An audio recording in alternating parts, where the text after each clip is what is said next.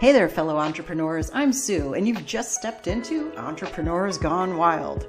Every week, I'll introduce you to a friend of mine, a remarkable entrepreneur who's not just changing the world, but also harnessing a secret weapon, time outdoors. Together, we'll dive into their journey, unpack invaluable business advice, and discover why embracing the wild is not just good for the soul, but also a goldmine for inspiration and innovation. Ready to uncover the secret that's boosting bottom lines and fueling joy? Hit subscribe and join us in the wild.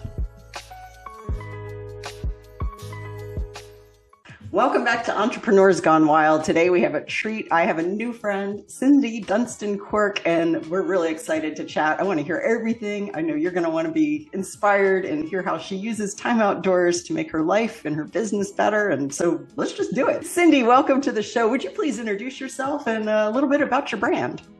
I am Cindy Dunston Quirk. Thank you very much. And I own Scout Zoe's, where we make the most premium treats in the universe, the yummiest treats in the universe for the world's most deserving pets. Oh, I love that. I have 4 fur babies. Well, no, sorry. I have 4 dogs, 2 cats.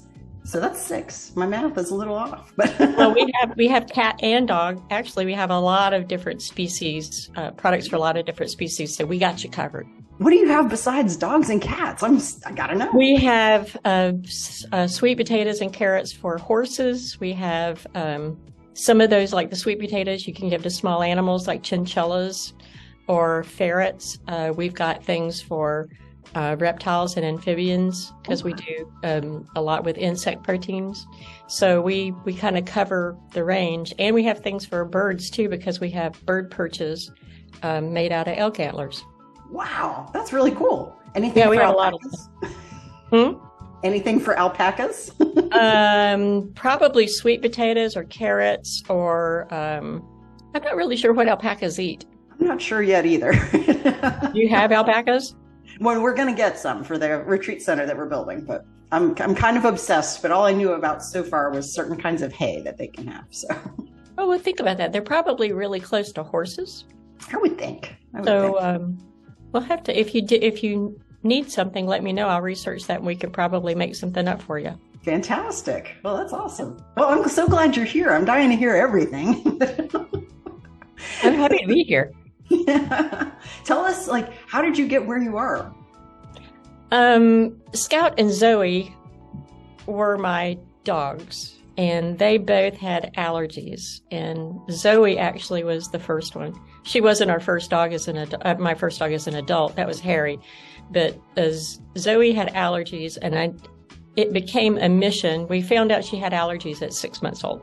Oh, so no. And she lived to be 14. So I really had a lifetime to think about what I could help her with. And we gave her I gave her injections every week, and she never could have any bones because she was allergic to beef. The list that she was allergic to was like as long as my arm. And so I started going down the road of what I could get for her that didn't have beef in it.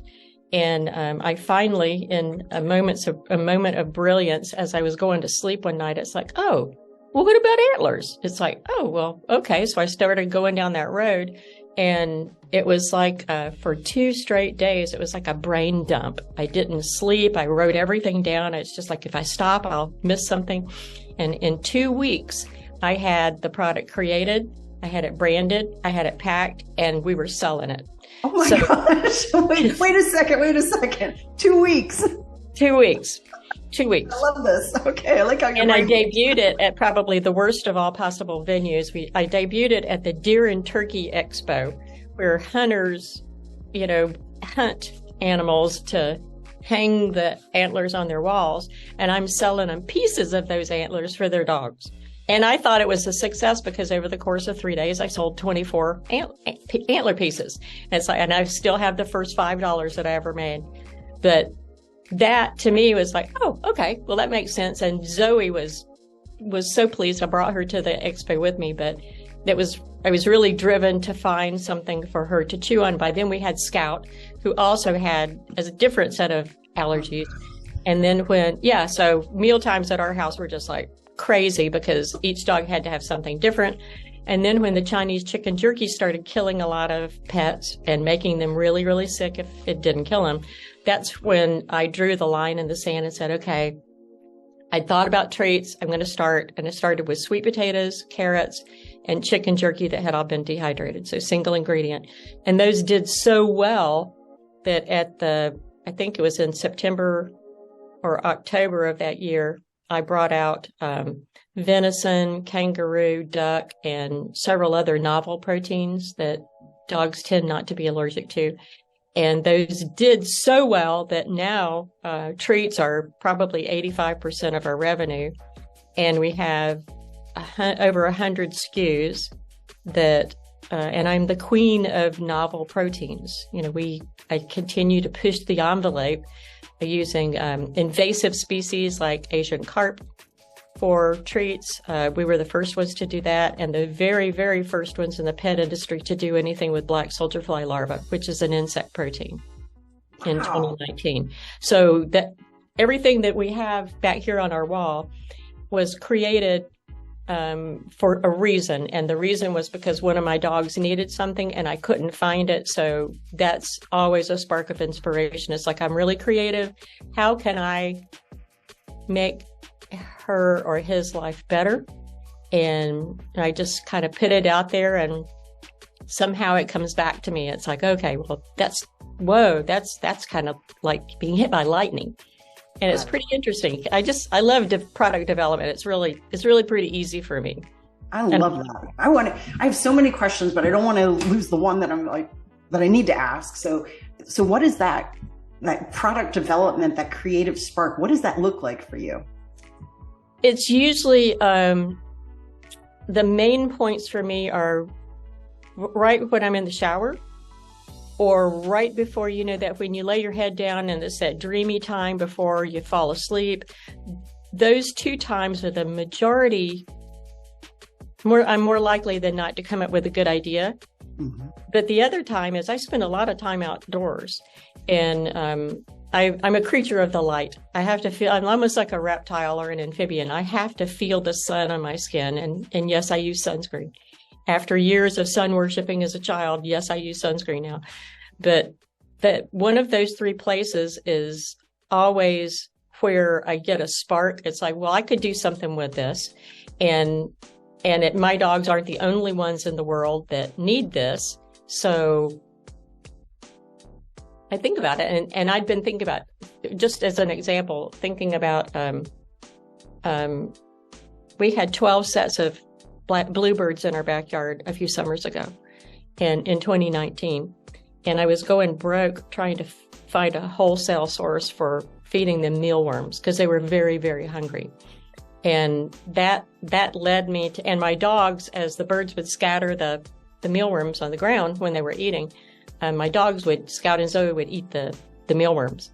It's like, okay, I knew dogs ate worms because they ate cicadas, they ate, whatever is on the ground.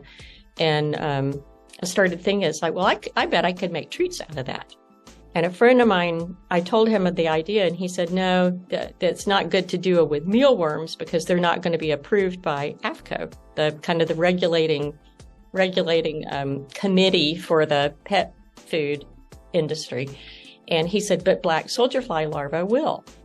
It's in the cube. And I said, okay. So I found a wholesale. I figured out, and once the dominoes start falling, it's really pretty easy. So once I found a really reliable source for the soldier fly larva at a reasonable price that was domestic, because that was really important to me, then everything else was very, very simple.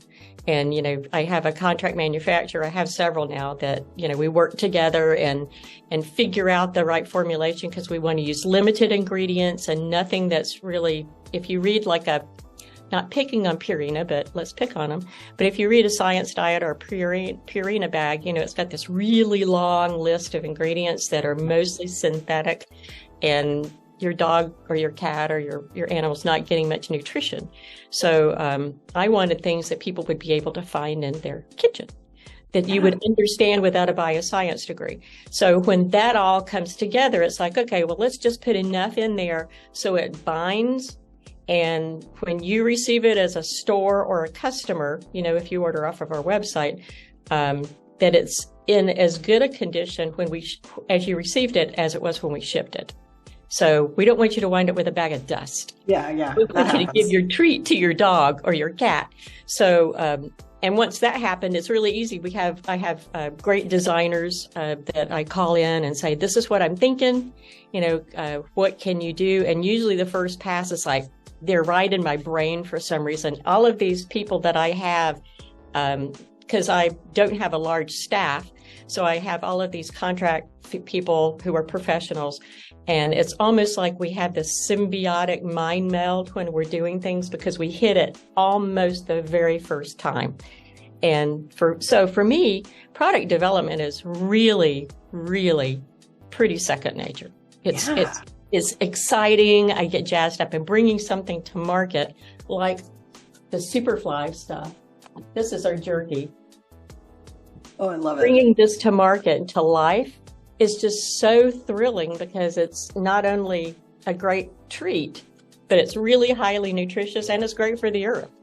So we do the 3 pillars of the company: do well for the pet, or do good by the pet, do good by the earth, and do good for the community. So we do all of that. Oh, I love that. That's really cool. I love how it's just like you're sitting there watching these birds, and next thing you know, you're holding this package. Yeah, and everything in here had a need, and that's a novel protein, so they're not going to be allergic to it. Right. The black soldier fly larva. I thought I had some more in here. It's great for all these different species. It's great for ducks and geese and birds, domesticated birds and wild birds. It's great for reptiles and amphibians and dogs and cats. So, we can take this one ingredient and stretch it to all of these different species. So it makes inventory pretty easy because we don't have to do a lot to it. And one of the things, it's not in here, but one of the things we have is we brought this out a couple of years ago, a cat topper called Catastic. And its base is black soldier fly larva. And then it has, because cats are protein eaters, they don't need anything else.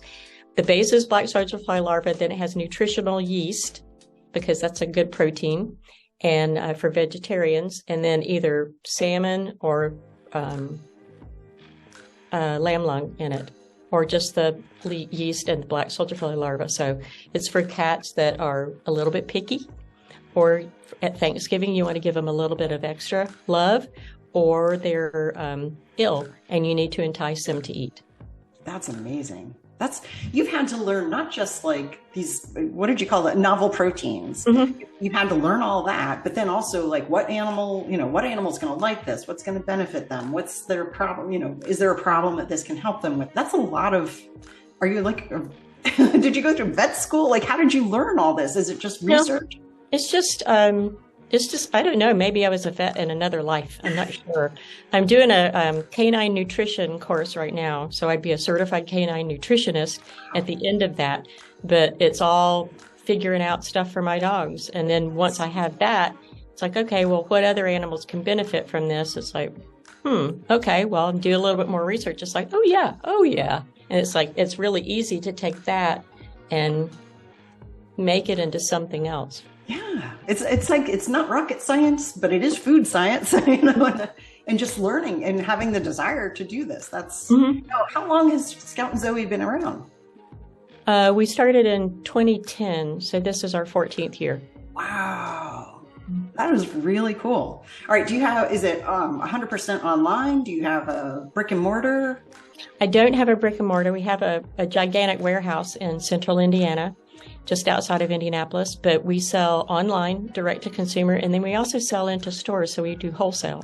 So if you have a brick and mortar store, we can actually sell you wholesale, so you can market these products to all of your customers, and we don't have to. We just take your order and ship it to you.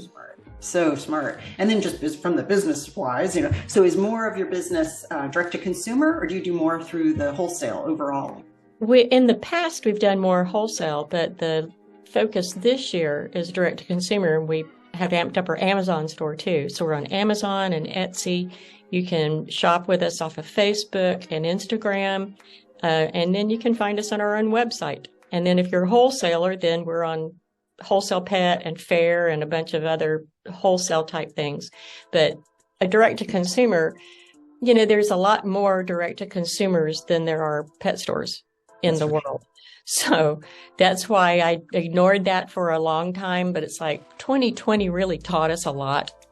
And it's that people love to shop online now, and we can make that happen. If you want to shop at 3 o'clock in your pajamas, 3 o'clock in the morning in your pajamas, we can do that. Yeah, we're here. My cat might wake me up at 3 a.m. and go, I want some of that. I want some cat-tastic, Mom. Pull out your credit card. She will, too.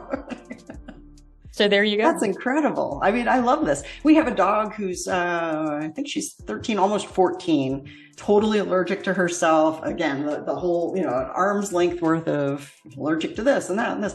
And we tried so many different things. And it was just, like the raw diet, the this, the that, I'm like, oh my gosh. We had her on a medication for a long time, Apoquel, which was good for helping her not chew herself, but you can't be on that long term, which we didn't realize. So we've had a bit of a learning curve as well. Have you had her tested? Yeah. She had the whole, Yeah, it was several pages long. Yeah, it's usually a combination between environmental and food.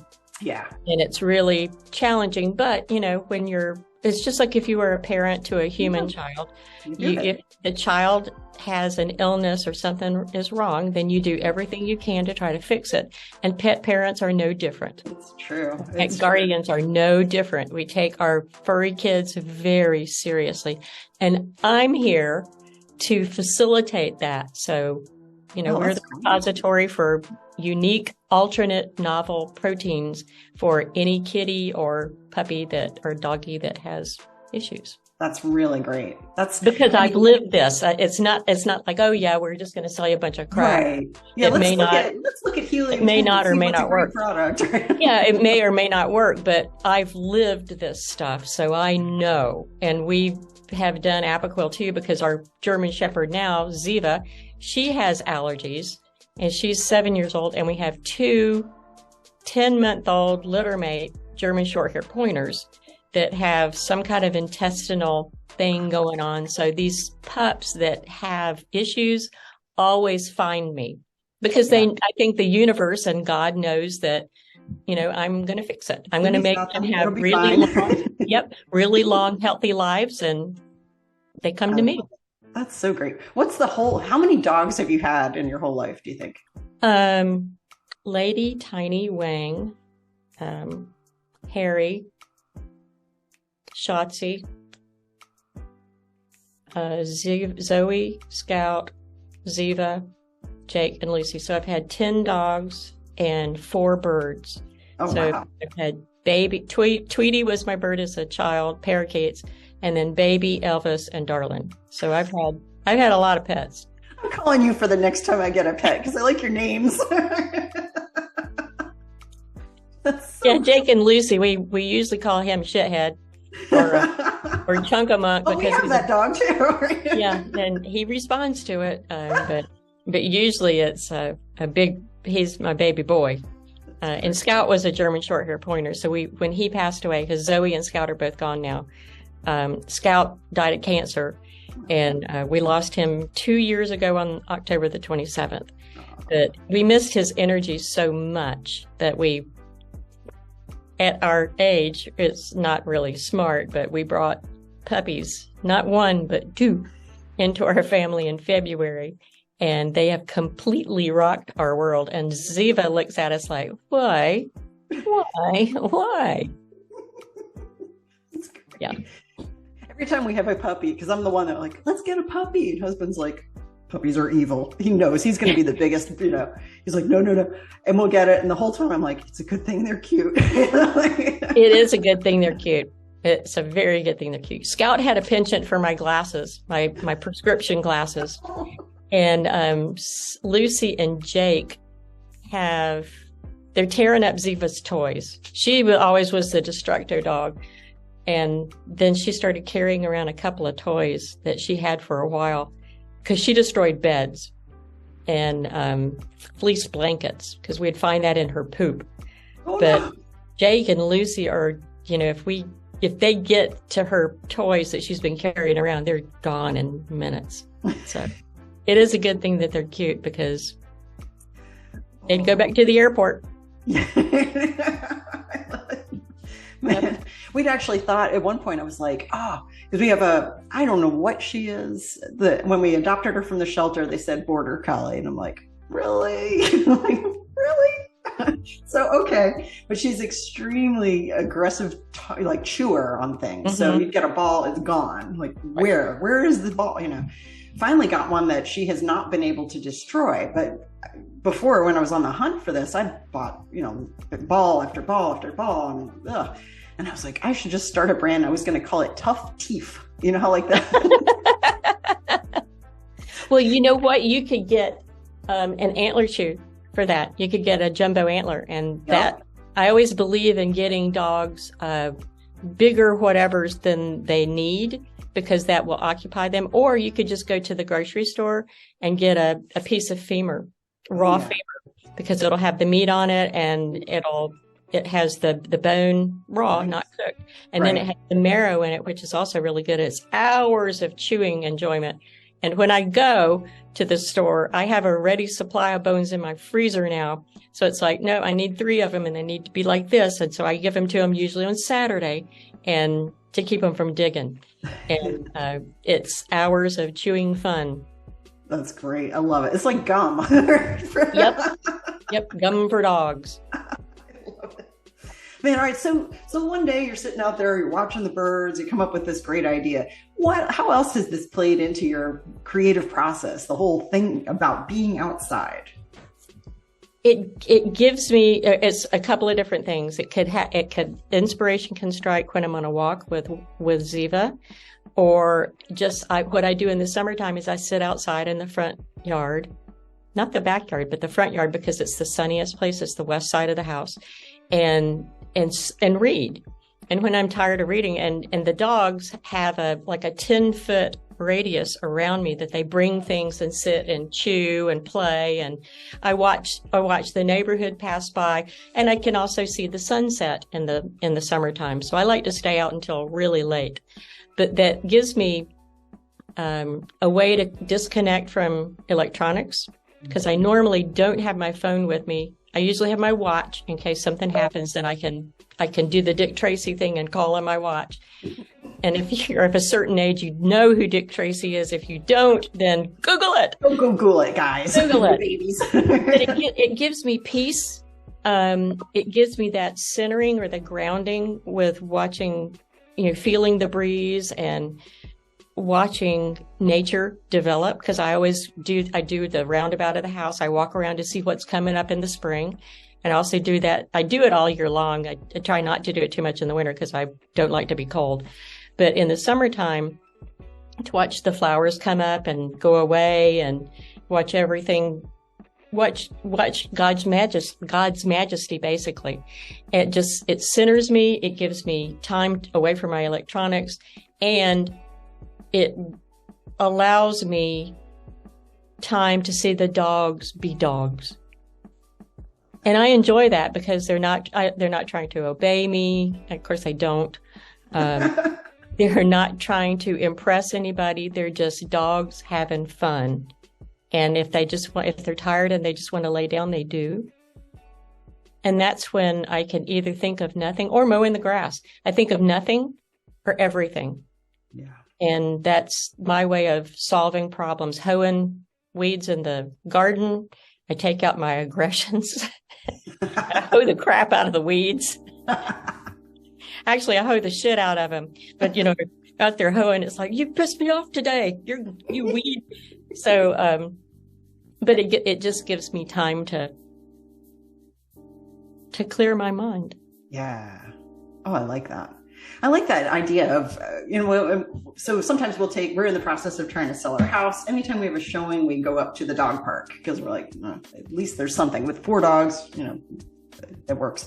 But we'll go, and most of them will just kind of go do their thing. There's one that's like on us, like white on rice, and like Murdy. go do dog things. And it's so pleasant to watch them. Like, what are they interested by? What catches their attention? What do they feel like doing? And they just do the thing that they feel like. Yeah. And dogs are very, they like to smell. We call it a sniffari. So they can go, especially when we go for a walk, you shouldn't pull a dog around and do what you want them to do. You should let them sniff the fire hydrant, because to them, it's like reading the paper. It's like, oh, this dog has a urinary tract infection. This one might has kidney stones. This one's going into heat. You can tell, they can tell all of these different things. Or, oh, there's a new dog here. I don't recognize that scent. And it gives them the opportunity to use their nose, because, as you know, dogs have this incredibly sensitive nose that is millions of times more sensitive than ours is. And they need time to do the things dogs do, because if you don't do that and they don't get that energy out and the play out and everything, you're going to have a very neurotic dog. You'd have like a Woody Allen dog. And yeah, you need to have a well-adjusted dog that does dog things. And once they're tired, a tired dog is a happy dog. Yes. They come in and they just go, and they're out. And that's a good day. That is a good day. We have a Woody Allen dog there. Gosh. This little guy, he's a rat terrier. He would be so thrilled to go live with some little old lady who just like sits all day. They can sit in her lap and keep her warm, and we also have a very large husky, the one that is definitely not a border collie, and one that is a border collie. They're all big, and he's kind of small, but he came to us. Somebody had dumped him, so up at our house. So I'm like, you have your hands full. He's got issues, poor baby. We have stuff for neurotic dogs too. That's great. Prozac, I don't know. We cater to everyone. Yes. What do you see as the future for your business? How long do you want to do this, and how will you know when you're done? I turned 65 this past January, and there are good days and bad days. There are good days. We won't call them bad days, but we'll call them not right home to mom days. And I think that I would love to do this for maybe 5 or 10 more years, but maybe not even that. And, if somebody came along and I knew it would be in good hands and they made me a crazy offer, I'd go and, I'd let them write me the crazy check, because I started a foundation on the 1-year anniversary of Scout's passing that is called Scouting for the Cure.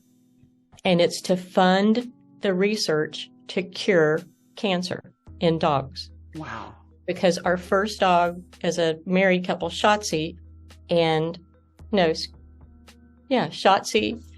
Scout died from the same cancer called hemangiosarcoma, like 30 years apart. Wow. And so when I sell Scout and Zoe's, or when I depart from Scout and Zoe's, that's what I want the legacy to be. I did some wonderful things with novel proteins, and I did a lot of things for dogs with allergies. But if we can save one pup the agony of that disease, and we can save one family the absolute horror of watching it and doing everything that they can, knowing right now that it's 100% fatal, and no matter what they do, their dog is going to die anywhere from a day to 2 or 3 months later. If I can save them that agony, and then knowing if they let the pup go too soon or too late, that will be something that I can go to heaven and talk to St. Peter and go, I did good. Yeah. I'm happy now. Let's see what you think about it, St. Peter, but I'm happy because I helped this family and that dog not have to endure this. And there is promising research, and it's been paused because of lack of funding. So scoutingforthecure.com is not for a cure, the cure, because there is a cure. We just need to fund it and bring it to fruition, bring it to market. That's great. I love that mission. That's fantastic. My dad is funny. We've had, it's always been a dog family. We've had a lot of them. And he always, he's the one who every single time he's going to post the dog video. He's almost 80. Let's see. I'm 57.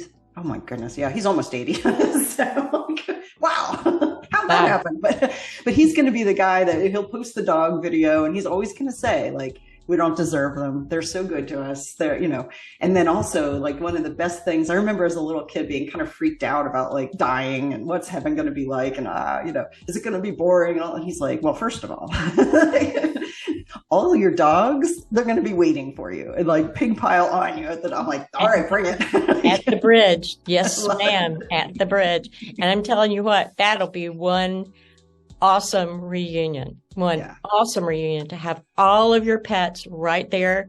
And the poem, The Rainbow Bridge. Every time I read it, I just start boo-hooing because, and going back to the callback to the dog nose, the pup's playing, and then all of a sudden they go, well, wait a minute.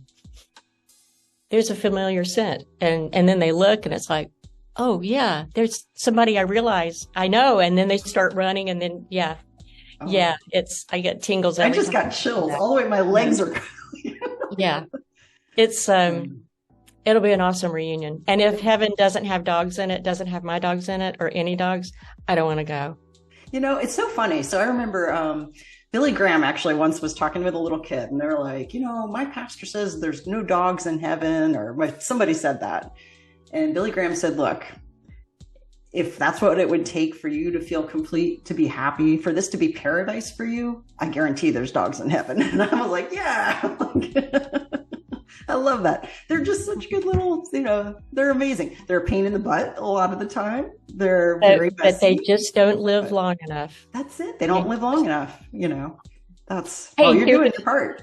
I am. And most of my dogs, with the exception of Shotzi, she died at 10. Let's see, Harry lived to be 15. Shotzi was 10, Harry's 15. Zoe was 14. Scout was 13. So they live long, happy lives despite their allergies and their ailments, despite their allergies. So I figured out a way to give them, and that's my goal, is to give families, give dogs and animals, I give pets the longest, happiest, healthiest lives that I'm able to, so they can live longer with the families who love them. That's beautiful. That's my mission. You're doing it. Well, this is fantastic. That's really cool. I'm excited about that. That's really cool. All right. If I were to bring you to Idlewild Woods for a retreat, tell me, like, what would be your ideal, you're out in wilderness, what would you love to do on a retreat? Well, it'd have to be near a beach, because I really love, or some water. It could be a lake, but I prefer the beach. But if you had a pool, that would be awesome too, because I don't like dark water. So if it's a beach, it has to be like the Gulf, because I want to be able to see what's under there. I don't blame you. I'm a little afraid of that. Something weird. Little afraid of that dark water thing, because you can't see through it. I want to make sure that there's no creepy bugs or animals under there. I'd have to be in a place that had a lot of sunlight, that I could sit in the sunshine. I'm best in, on, or around the water. I would want plenty of places to hike, because I like to exercise. I would enjoy some really awesome food. I like a campfire. I love the way campfires smell. And a comfy bed to sleep, so I could, after I watched the stars and got so sleepy that I snored myself to bed. And some time to read, because I think it's important to not have my phone with me. And that peaceful time when, everybody says that they're so bored when they get retired. When they retire, it's like, not me. I would never be bored. I can always find something to do. If there were pickleball courts around, that'd be awesome, because I'm sure we could do a pickup game. Can you play pickleball on the grass, or does it have to be paved? It's like a tennis court. You have to bounce the ball. But we could play cards. We could walk around and watch the birds.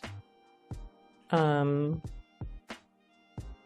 love to watch the birds. I really do. And I've never seen a bald eagle, so I'd really like to see one. Maybe we can arrange that. I'd love that. I really love just to be out and not necessarily with zero agenda. Yes. It's like today I feel like a 3-mile hike. Okay. Well, or today I feel like sitting by the water or putting my toes in the water, or no, I feel like a total immersion today.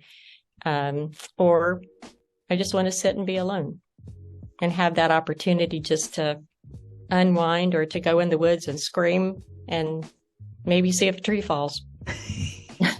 Or if a bear goes in the woods. I don't know. Just, whatever comes my way. I love that. Well, I think we can arrange all this. No, we're not on the beach. We do have a creek that runs the whole length of the property, though. So that would work. That would work. Because it's moving and you can see in it, which I like. Because I like that. I don't like stepping into what is going to bite me. Yeah, I'm not fond of that. I grew up in South Georgia, and we had slithering things in our front yard at various times of the year that we didn't know were there, and we walked over them, and they were all poisonous. It's like, no, thank you. Oh, no. Yeah. No, I'm scared of snakes. I'm not a fan. I've put up a sign at the property, no snakes allowed. I don't know if can they read? I hope they can read. If they have their spectacles on, maybe they can. It was funny. One time, so we lived in Florida at one point, and the neighbor, I think we had been there a day and a half maybe. And the neighbor comes over, she's like, "Oh, watch for snakes on your back lanai." I'm like, "What?" I'm like, "It's got doors and it's screened." And all this. Oh no. She said the last owner came out one morning, there were 20 snakes on the, like, "That's it, we're moving. I don't care, we've been here a day and a half, we're moving." Oh my God. I never saw one the whole time. I'm sure they were there. That's okay. I just don't want to be in any way aware of it.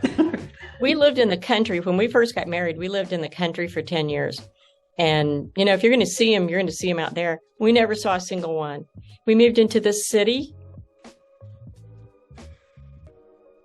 3 in rapid fire faction, right near our back door. In fact, Shotzi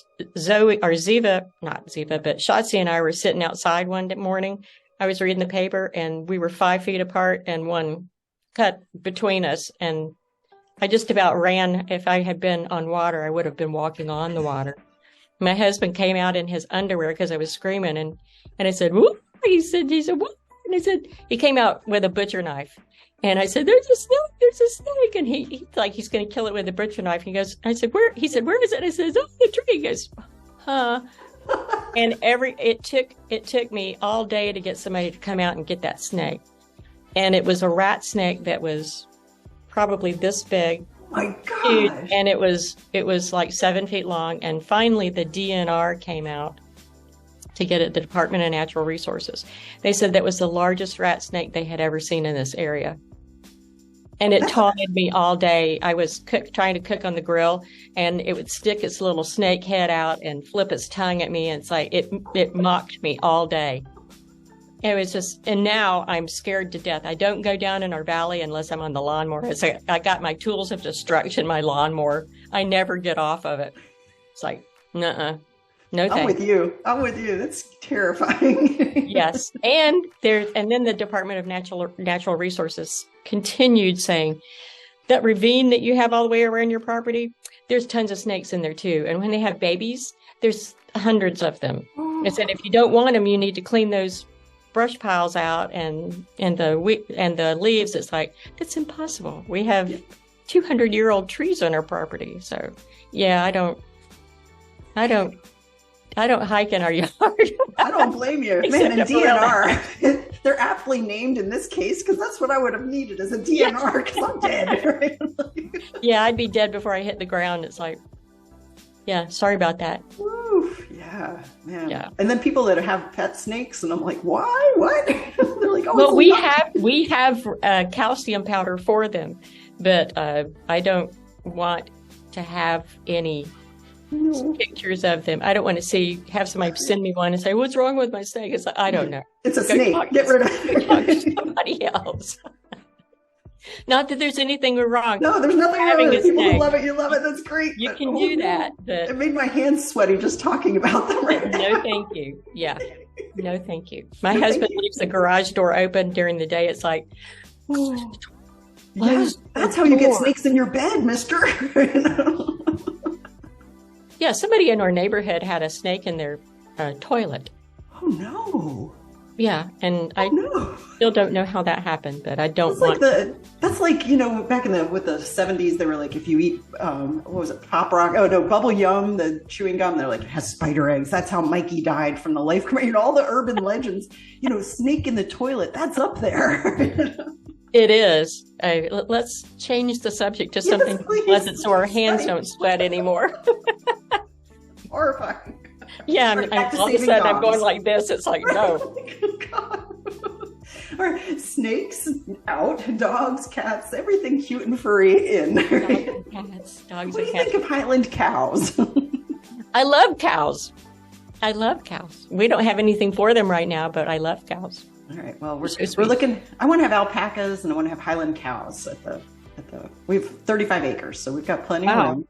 Yeah. That's a bucket list thing for me. We used to have 5 acres and I had this gigantic garden, and because I'm kind of an earth mama kind of person, I love to can and grow my food. And I mean, in the summertime, it's like, I don't have to go to the store because I make my bread.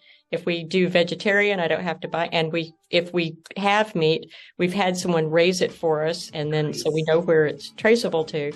But that was just like the best. Or eat salsa. It's like I grew everything in that salsa and I canned it. It's like, that's the best. That is the best. And now I can't have a garden because it's too shady. And this year we didn't even try because of the puppies, because they would have just ripped everything up. So that's for maybe sure. next year. Maybe next year. Well, that's good. I love that. Cindy, it's been such a pleasure. Where can people find out more about you? You can go to scoutandzoes.com. So that's Scout like a Boy Scout, SCOUTANDZOES.com. And learn all about us. And you'll learn that I swear like a pirate and I make awesome treats.